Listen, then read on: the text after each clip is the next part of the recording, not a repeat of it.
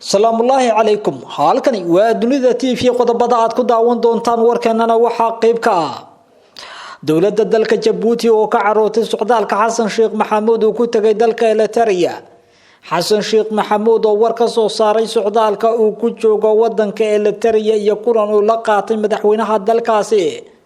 ururka al-shabaab Amir Sare oo hadlay oo ciidamada midowga Afrika ee Soomaaliya ka sawootiyay Soomaaliya sheegana in 15 sano ka badan ay ku fashilmeen ammaanka dalka Soomaaliya dhisitaanka golaha wasiirada Soomaaliya oo la isku haysto iyo gudoomiyaha golaha shacabka baarlamaanka Soomaaliya oo Xasan Sheikh Maxamuud codsi u diray qodobadaas iyo qodobo kale oo daahsoonayad ku daawan doontaan warka dunida TV oo diyaar garooba haddii ay tahay markii kugu horeysay aad soo booqato ha moogaana subscribe saarata YouTube-ka kana mid noqoto saaxiibada ku xiran mahadsanida aynu ka horeyna dawladda dalka Djibouti ayaa lagu soo waramayaa in durbaba ay walaac ka muujisay socdaalka madaxweynaha jamhuuriyadda Soomaaliya mudane Xasan Sheikh Maxamuud oo ku tagay wadanka Eritrea halkaas oo ka bilaabay kulamo duceedyo la qaadanaya madaxda dalkaasi Djibouti ayaa sheegtay in aysan wali jirin wax xiriir ah oo u dhaxeeya wadamada Eritrea iyo Djibouti isla markaasna Eritrea ay xoog ku haysato dhul ay leedahay Djibouti loona baahan yahay Soomaaliya inay ku garab noqoto wadanka Djibouti ayaa kol hore ka carootay markii madaxweynihii hore ee Soomaaliya Maxamed Cabdullaahi Farmaajo uu cilaaqaad rasmi ah la yeeshay madaxweynaha dalka Eritrea iyo dawladiisa taas oo ay Djibouti sheegtay in aysan mudnayn aysan ka filayn in Soomaaliya ay la safato dalka Eritrea wareedyo muhiim ah oo ka tirsan xafiiska madaxweynaha dalka Djibouti Ismaaciil Cumar Geele ayaa lagu soo waramayaa in dawladda Djibouti ay aad kaga xumaatay socdaalka Xasan Sheikh Maxamuud ee uu ku marayo qaybo kamid ah dalalka Afrika inuu ka bilaabo wadanka Eritrea oo ay u aragtay Djibouti inuu yahay wadan uu haysto kaliya taliye isla markaasna si xoog ah ku haysta dhul ay leeyihiin dawladda iyo shacabka reer Djibouti Ismaaciil Cumar Geele ayaa la sheegay in uu ku wargariyay la taliyaashiisa inay ka soo tala bixiyaan waxyaabaha laga yeelayo haddii heshiis ay kala saxiixdaan Xasan Sheikh Maxamuud iyo dhigiisa wadanka Eritrea oo aysan wax doorasho ka dhicin sanado badan madaxweynaha dalkaasina uu si xoog ah talada dalkaasi ku haysto waxa lagu tirinayaa inuu yahay dal go'doon ah oo muddooyin badan dadkiisu la dhacayaan nolol xumo midii ugu liidatay Xasan Sheikh Maxamuud ayaa socdaalkiisa uu ku tagay dalka Eritrea waxa la sheegay inuu yahay kii ugu horeeyay ee ku bixinayo wadamada dhacageeska Afrika taas oo muhiim u ah dawladnimada Soomaaliya iyo iskaashiga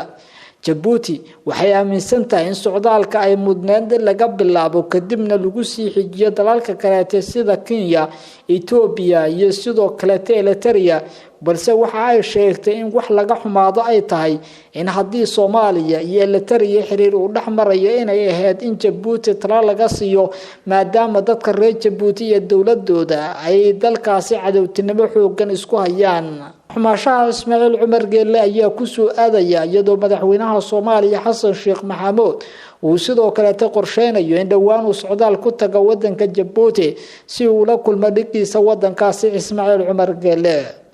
Master Geele iyo Xasan Sheikh Maxamuud waxay ka wada hadli doonaan iskaashiga labada wadan iyadoo Djibouti ay ka mid tahay dalalka ciidamadeedu ay joogaan Soomaaliya madaxweynaha Soomaaliya mudane Xasan Sheikh Maxamuud ayaa war ka soo saaray socdaalka uu ku joogo dalka Eritrea Xasan Sheikh Maxamuud oo ka tagay garoonka diyaaradaha magaalada Asmara ee caasimadda wadankaasi Eritrea waxa soo dhaweeyay madaxweynaha wadankaasi qaar kamid ah golihiisa wasiirada Xasan Sheikh Maxamuud waxa socdaalkiisa ku weelinayay xubno sarsare oo ka tirsan dawladda Soomaaliya iyo sidoo kale saraakiil kamid ah saraakiisha ciidamada dawladda gaar ahaan kuwa nabad sugidda oo horay u hayay galka ciidamada la geeyay dalka Eritrea ee gaaraya 5,000 ee askari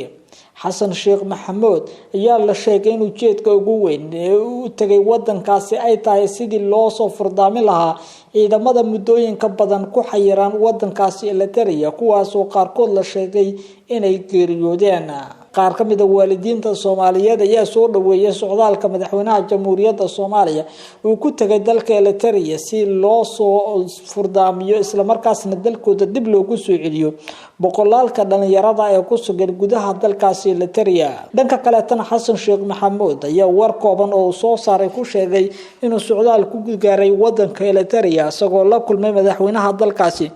Xasan Sheekh Maxamuud waxa uu sheegay in kulamo kala duwan uu la qaadanayo madaxweynaha dalka Eritrea iyagoo ka wada hadlaya iskaashiga labada dal. Waxay sidoo kale diiradda saarayaan sidii la iskaga kaashan lahaa arrimaha amniga iyo xiriirka soo jireenka ee dalalka Eritrea iyo Soomaaliya. Xasan Sheekh Maxamuud oo markuu mucaaradka ahaa si weyn u dhaliili jiray dowladda Eritrea sheegana inaysan Eritrea wax faa'iido aysan u hayn Soomaaliya. Iminka waxa uu socdaal ku tagay gudaha dalkaasi Eritrea balse siyaasiyiinta u dhow Xasan Sheekh Maxamuud ayaa sheegaya in socdaalkiisu uu ku lug leeyahay sidii dhalinyarada Soomaaliyeed ee dalkaasi tababarka u jira dalkooda dib loogu soo celin lahaa maadaama dowladda Eritrea ay shuruudo ku xirtay in ciidamadaasi ay soo laabtaan. Socdaalka madaxweyne Xasan Sheekh Maxamuud waxa ku welinaya sarkaal sare oo lagu magacaabo Cabdirasaaq Eritrean oo kamid ahaa saraakiishii sida dhow la shaqeynaya Fahad Yaasin isla markaasna hayay galka ciidamada la geeyay dalka Eritrea ee tababarka loogu dhigay. ciidamadaas markii hore loogu sheekeeyay in la geenayo dalka Qatar ayaa loo weeciyay dalka Eritrea iyadoo la sheegay in Qatar ay farsamo ahaan u taageereysay tababaritaanka ciidamadaasi. 15 sano oo ay ku sugnaayeen gudaha dalka Soomaaliya ciidamada midowga Afrika ee AMISOM iminkana isku bedelay ATMIS waxay ku fashilmeen wax ka qabashada xaaladda ammaanka Soomaaliya sidaasi waxa sheegay sarkaal sare oo hadlay kooxda Al-Shabaab. Hogaamiyaha kooxda Al-Shabaab Axmed Cumar Abu Ubayd ayaa soo saaray fariin ku socota ATMIS oo aad u dheer taas oo kaga hadlaya fashilka military ee haysta howlgalka midowga Afrika ee Soomaaliya isla markaasna dagaalka kula jiray kooxda Al-Shabaab. Waxa uu sheegay in 15 sano oo xiriir ah howlgal socday iminka aysan suurtagal ahayn in 2 sano oo ka harsan howlgalkooda ay Soomaaliya nabadgelyo uga keenaan. Waxa uuna ku sawootiyay ciidamada midowga Afrika inay Soomaaliya kala laabtaan jab sida uu sheegay. Waxa uu ku faanay in kooxdiisu ay iska caabisay howlgalka midowga Afrika ee Soomaaliya asagoo sheegay in hadda Al-Shabaab ay u diyaar garoobeen inay si buuxda u fashiliyaan howlgalka Xasan Sheekh Maxamuud oo ku dhawaa. Waxa soo hadal qaaday duulaankii ay kooxdu bil ka hor ku qaaday xirada ciidamada Burundi ee deegaanka Ceel Baraf asagoo sheegay in duulaankaasi uu ahaa mid taariikhda galay isla markaasna ay ciidamadoodu ku burburiyeen askartii iyo gawaaridii ciidamada dalka Burundi. ugu dambeyntii hogaamiyaha Al-Shabaab waxa uu hadalkiisa ku soo aadaya iyadoo la soo gunaanadayo howlgalka ciidamada midowga Afrika ee Soomaaliya isla markaasina guuldarooyin ay kala kulmeen ammaanka Soomaaliya. Mareykanka ayaa hore ugu guul dareystay howlgalkii wadanka Afghanistan oo ay ugu dambeyntii la wareegtay kooxda Taliban. Iminkana waxa la sheegay in howlgalkaasi mid le'eg oo iminka midowga Afrika ay kala kulmeen Soomaaliya kadib markii ayagoo gacmo maran ay ka laabanayaan gudaha dalka Soomaaliya isla markaasna aan guula wax ku oo la ka soo hoyn dagaalka ay kula jiraan kooxaha argagixisada. si kastaba ha ahaatee dowladda Xasan Sheekh Maxamuud ayaa dhawaan cilaamisay in laga maarmaan ay tahay in dalka laga xoreeyo ururka Al-Shabaab si xasilooni buuxda ay Soomaaliya u gaarto. isqabqabsi xoogan ayaa ka jira sida loo soo magacaabayo qaybo kamid ah golaha wasiirada Soomaaliya iyadoo madaxweynaha iyo ra'iisul wasaaruhu ay ku jiraan la tashiyadii ugu dambeeyay ee soo magacaabitaanka golaha wasiirada.